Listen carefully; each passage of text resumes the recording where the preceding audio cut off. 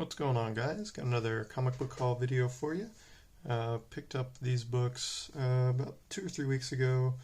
The first few were some half-price book pickups, and then the next 2 batches are from a little trip I took to Elizabethtown, Kentucky. It's about a 40-minute drive from Louisville. So I went to a Peddler's mall there and a comic book shop. So we'll just start off with the half-price books. This first one is Paper Cut 2, number 1. I had no idea what this was. It caught my eye because it was, I guess it was an exclusive limited edition from Game On Frozen Yogurt, which is in Nicholasville, Kentucky, or used to be. It's about an hour and a half from where I'm at in Louisville. I guess there was a frozen yogurt / collectibles store, and the owner made this comic book. So I thought that was pretty cool. Unfortunately, the store's not there anymore. I checked online, and it looks like it's permanently closed, so I'm not sure how long they were around. I think this one was from 2019, I think. So it's kind of a fun book. One of the creators actually signed it right there. It was only $1, so I read through it. The art's pretty cool. It's kind of a Clerks / I don't even know, just about 2 guys working at a game shop, and then they get robbed and they try to get back their games. So just kind of goofy fun, something local-ish that I'd never seen before, so decided to pick it up. Speaking of video games, grabbed this Infamous number 5. So I didn't know they did a comic based on Infamous. This was a really fun game for the PS3 back in the, I think the first one came out in 2007, 2008, somewhere around there. I played through the whole game, the first one. Really enjoyed it. It was kind of an open world game where I think you were a bike messenger, and then you got like the power to channel electricity and stuff. So it was really cool. You could suck electricity out of like substations, and then fly with projecting little bolts of lightning from your hands, and you could slide around on all the power lines, kind of like you were on a skateboard. So the traversal was really cool. The combat was a lot of fun. Just a really fun game overall. So I saw this one and had to pick it up. Looks like it was a 5-issue miniseries, probably right around the time the video game came out. It actually goes for quite a bit online. Well, not quite a bit. I don't know. I think the set of 6 went for like $100 or something. So single issues probably go for 10 or 15, something like that. So I'm just gonna pick these up whenever I can, when I find them for cheap. And then the last book I got at half price was a fun Simpsons related book. This one was $2. It's Ralph Wiggum Comics number 1. Saying it's my first issue. So Ralph was just goofy character from The Simpsons, and anytime I find the Simpsons cartoon books, I'll pick those up for cheap. And this is the first time I'd seen the Ralph Wiggum one, so I was really happy to find that one. So that was all I got from half price.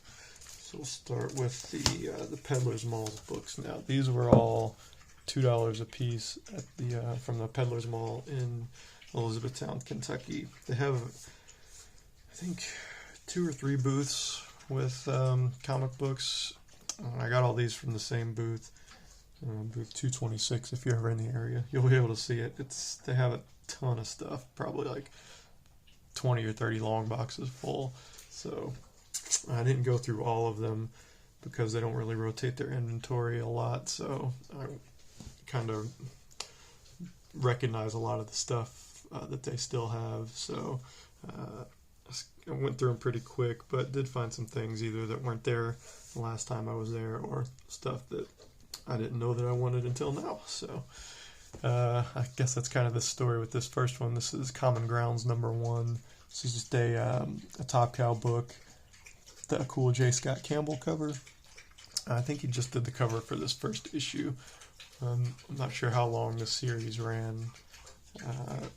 I'd never heard of it before, but the Campbell cover caught my eye. So for $2, I figured why not. And this is The Adventures of Nilson, Ground Thumper, and Hermie. Just one of the Ninja Turtles parody books, I think, from the 80s. This is Stan Sakai doing his best Ninja Turtles parody, I think. Although it kind of looks like maybe a parody of Usagi Yojimbo, since it's Ground Thumper. That's probably a rabbit. It looks like a rabbit. The dinosaurs, those are all over the Usagi books, so it could be that too. I haven't read through this one yet, so I'm not sure what the story is or anything, or how serious it is, but I was happy to find that for $2. Next, I've got Drain number 6. So this is, I believe this is the last issue. It's a 6-issue miniseries with it's a vampire story set in Japan, it looks like. It was drawn by Sana Takeda, the artist from Monstrous that I really like. And I'm just trying to pick up all of her non-Monstrous work and see if that's better, because the Monstrous art I really like, but the story's not very, I couldn't get into it. So I'm not going to collect those, I don't think, unless I can find those in the dollar bins just for the art. And so I've been looking for Sana Takeda's other stuff and came across this, and this was the first time I'd seen it in the wild, so I was happy to find that. Next, we've got Espers number 1. This is some Greg Horn goodness. He did the cover and he did the interiors as well. This is, I think, volume 2 or 3 of Espers. Volume 1 was in the late 80s. It was on, I can't remember what publisher did it, but Image did this one. Let's see, volume 3, number 1. So the interior is all black and white, and it actually looks, it reminded me of like a comic strip, the style. You can't really tell it's Greg Horn art on the inside, but he did the interiors as well, but obviously not as detailed, or it's not colored, obviously, and it's not, doesn't jump out as Greg Horn art. But like I said, I like his art a lot, and anytime I can find some of my favorite artists doing the interiors instead of just the covers, I like that a lot, so that's why I picked that one up. A couple of goofy ones here. We've got Joe Psycho and Moo Frog, just a weird indie comic that caught my eye, looked kind of fun, like the cartoon style of that, so grabbed that one. And then another one, this pink cover caught my eye. It's a Lab Man. It's actually a color on the inside. That one's black and white on the inside. This one's colored on the inside. It's pretty cool. I flipped through it. The artwork's really interesting. Got that cartoon style that's on the cover here, all throughout the book. And I'm not sure how long this ran or anything, but it's $2. Why not? Next, we've got a King of Fighters book. This is King of Fighters Maximum Impact Maniacs number 7. That is a huge title. I was a big fan of these SNK fighting games back in the 80s, on the 80s and early 90s, and the Neo Geo, like King of Fighters, Art of Fighting, Fatal Fury, all those ones. There was a grocery store here in Louisville called Biggs, and they had a Neo Geo machine, so my brother and I would play on that while my mom grocery shopped, so we had a lot of fun memories of playing those Neo Geo fighting games. And I didn't open this up. The interior is probably computer generated art, much like that cover. Oh, it's actually like, it's like a manga, because it's got, that's the front cover, but then it starts at the back here, so pretty good art in there, yeah. It doesn't look like it's the computer generated stuff that I thought it was. So, just ridiculous story, I'm sure, like all those fighting games had. And then the last 2 books I got from the Peddler's Mall were a couple Alex Ross books. The first one is actually his first cover work. This is Terminator The Burning Earth number 1. He did the covers and the interiors for this whole 5-issue miniseries. I didn't know that at the time, because I think they had all 5 of them there, but I just picked up the first one because I just thought he did the covers. But in going through it and then looking online, I found out that he did the interior art as well, so that's really cool. Show that to you. This was, I think, what year was this? Oh, the cover's a little ripped. That sucks. I know Marvel's came out in like 91 or 92. You see the cover's torn right there. That's a bummer. But it was only $2, so yeah. It's really cool Alex Ross interior art.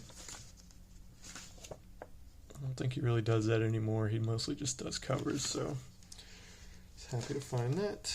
And then one more Alex Ross. Speaking of just doing the covers, this is Space Ghost number 6, or number 3 of 6, sorry.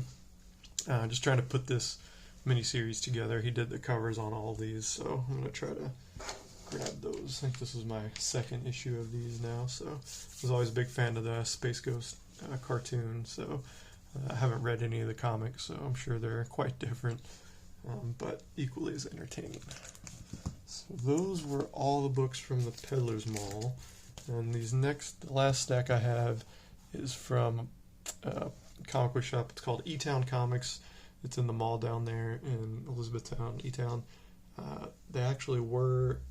They used to be called Clobberin Comics, and they changed their name to E-Town. I don't know if the ownership changed or what happened, but it's in the same space. They changed the name, and they actually have like 3D printers there now too. They're trying to do like 3D printing parties for kids, which is pretty cool. They make like Warhammer figures and miniatures and stuff that they use for the miniature games. So I thought that was pretty cool. And I think they had like a TIE fighter and an X-Wing there too. So it's just pretty cool. But I'd seen on Instagram where they had a bunch of new dollar boxes, so I went down there to go digging through those. Unfortunately, the guy told me when I got there that somebody had bought up the entire collection of dollar boxes. He said it was something like 10 long boxes, so they were on the floor for a few days, and then somebody just bought the rest of them. So that was unfortunate, but I still had plenty of back issues, just regularly priced back issues to dig through. So I just went through all their back issues. So I was there for a couple hours. Started off with this Amazing Spider-Man 305. It's a newsstand, just a McFarlane cover, and he was doing the interiors on these as well. So this one was these were all $3 for the Spider-Mans. So I got 305 and 308. That's a cool cover there. And then 319. Is that McFarlane? Yeah, McFarlane. So this 319 was towards the end of the run, but anytime I can find those for cheap, I will grab them, especially newsstands. That one's kind of got some rough edges, and this one especially on the spine. It's not the greatest of shape, but again, for $3, I'm going to pass those up, especially going to a new place. I like to spend a little money just to support the new shops. So then I think almost the entire... okay, that one's not Kevin Eastman. That was not Kevin Eastman. Laird. Okay, so I guess they had just... The owner, or... He said he was a big Kevin Eastman fan too, and he had a whole bunch of Ninja Turtle books behind the counter. He said he had a whole run of Volume 1, but those weren't out to be sold for some reason. But I found a whole bunch of Kevin Eastman stuff that I really liked, so I was happy about that. But the first two are the only non-Kevin Eastman or Kevin Eastman adjacent books. So first one, we've got Defenders of Dynatron City #1 newsstand. This one was $2. I remember this, you see it says it's based on a LucasArts video game. I remember this back from the early 90s. I can't remember if I ever played it or not. And there was a cartoon. I definitely remember watching the cartoon. It was pretty ridiculous.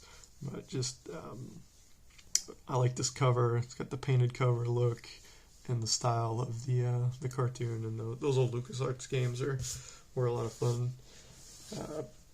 I remember playing Full Throttle a lot, and then what was the other one? The Dig I played a lot, and all the popular ones are like Maniac Mansion, those old Tim Schafer games. I never played any of those, but I like the Star Wars ones and the Full Throttle. That was a motorcycle dude, so that was pretty fun. So I was happy to find this one for $2. And then another video game related book, this Gears one-shot. I thought the cover was just in like the Funko Pop style, but the interior is in that style as well. So this one was $4, which was $1 less than cover price, so can't beat that. Just trying to grab all the Gears books that I find when I see them, so I was happy to get that. I've never seen it before.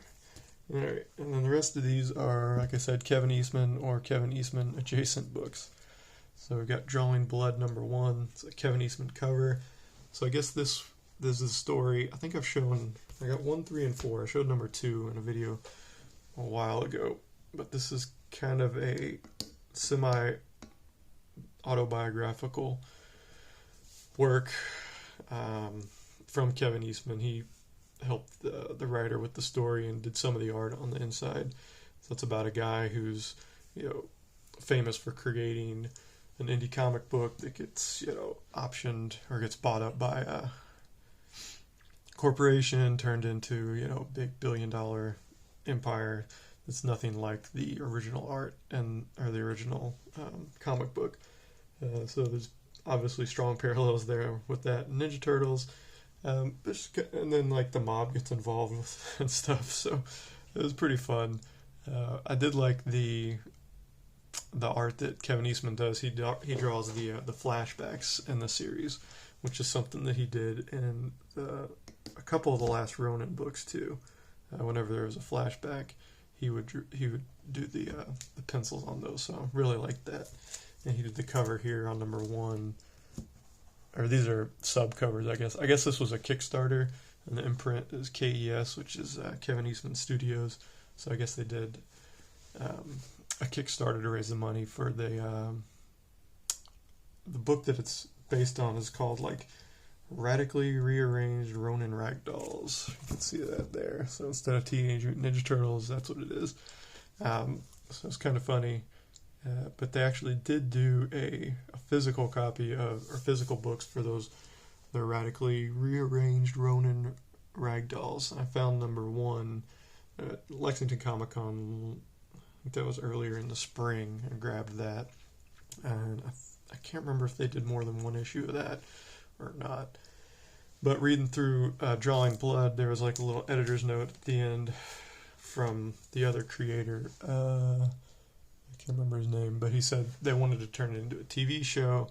They had about the first 9 issues plotted out, and I have the first 4 now. I don't know. At the end of the 4th issue, they said there was going to be a volume 2 coming from Kickstarter. That was in 2019, so I don't know if that ever happened or not. So I don't know. It was a really cool, fun story, like I said, and they were only $4 a piece, which was cover price. This one was $12, which is a little bit more than cover price, but I've never seen this one before. It's Kevin Eastman doing an Elvira cover, and it was funny when I took my books up to the register. The guy was saying, "Oh, you like Kevin Eastman?" I was going through all the books, and he's like, "Oh, I didn't know I had this one, this Elvira one." I guess he didn't know he had, but it was just the A cover. But it's for $12, I thought it might be a ratio or something. But it's not, I don't think. But $12 is about the price it goes for online. Cover price was $4. I've never seen it before. And I always like finding Eastman stuff where it's not the Ninja Turtles. I like his Ninja Turtles stuff too, obviously, but the non-Ninja Turtles stuff is always fun too.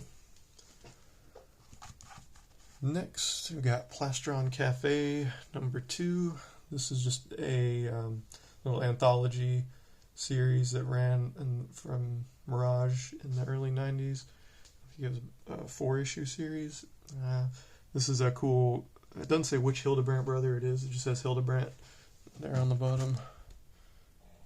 Usually it says Greg and Tim, if it's both of them, or just Greg or Tim, but that just says Hildebrandt, so I'm not sure which one it was, but I really like the cover, so I'm just trying to put that run together. So I was happy to find that one for $3.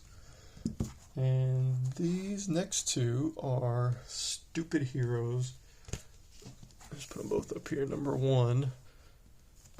So these are a Peter Laird creation, the co-creator of Ninja Turtles along with Kevin Eastman. who doesn't do a ton of stuff anymore, and these were from 91 and 92. They're both #1. That's the first print, and that's the second print. These were each $3 a piece, so I grabbed those. I'd never seen these before, and this was I think it was a 4-issue miniseries that Peter Laird did. He wrote and did the art for everything on the inside, so I was really happy to find those. He doesn't do nearly as much as Kevin Eastman does. He just kind of hangs back and collects those Ninja Turtle checks, which who can blame him? But I love seeing him do other stuff too, so I was happy to find those. Let's see, next, got some more anthology stuff here.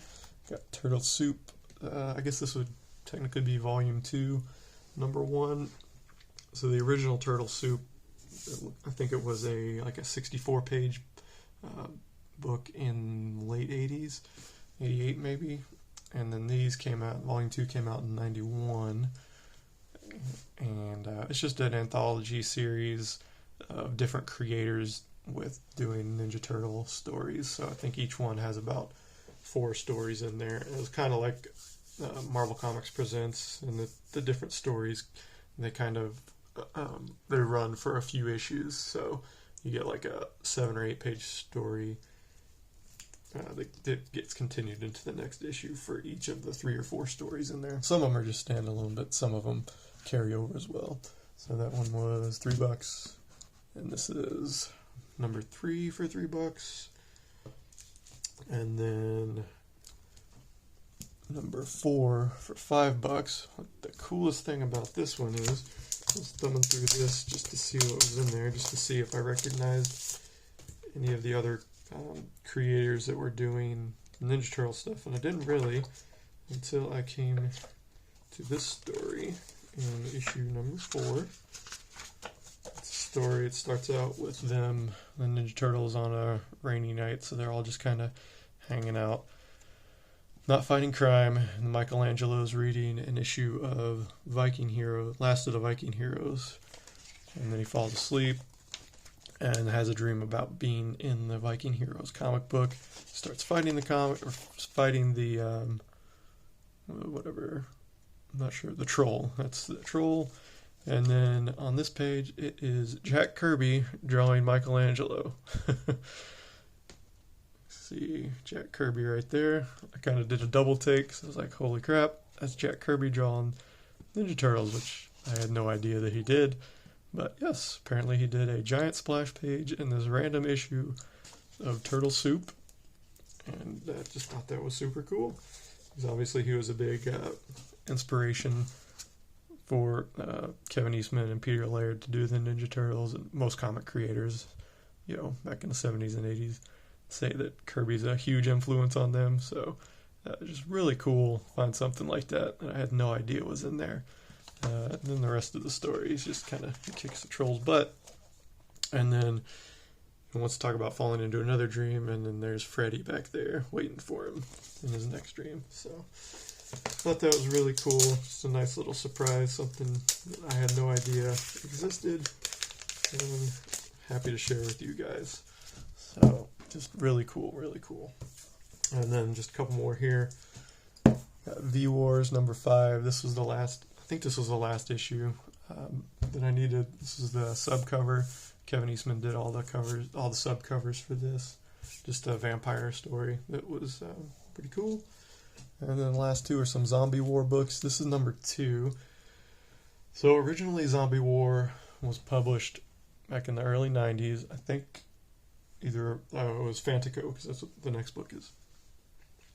Fantico, which was an imprint I'd never heard of. They did 2 issues of Zombie War, and this is the second one. But they also republished, IDW republished them, obviously. You can see the logo there in the top left. I don't know, maybe 2 or 3 years ago, in the late teens, I think. So I had #1 from the IDW run, and then this was #2. And then this is Zombie War Earth Must Be Destroyed #1. So this is the follow-up to the original Zombie War series. This was a 4-issue miniseries, and this is the first issue, obviously. So I read the first 2 Zombie War comics. They were pretty fun. had like an April O'Neil clone who was kind of the protagonist. She's not a reporter or anything like April O'Neil. She just looks like April O'Neil. I'll show you a picture. And she's even got the jumpsuit. Crap.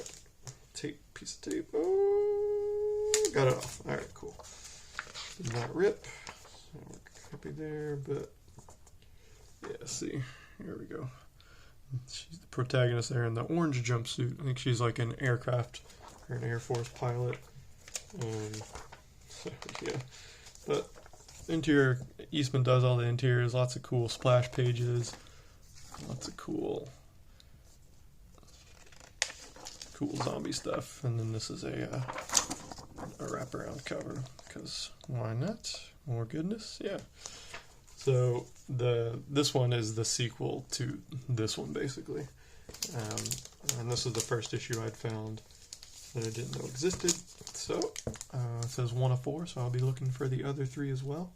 And it was $7, but it's got the cool shiny gold foil cover that was emblematic of the 90s, so can't go wrong with that.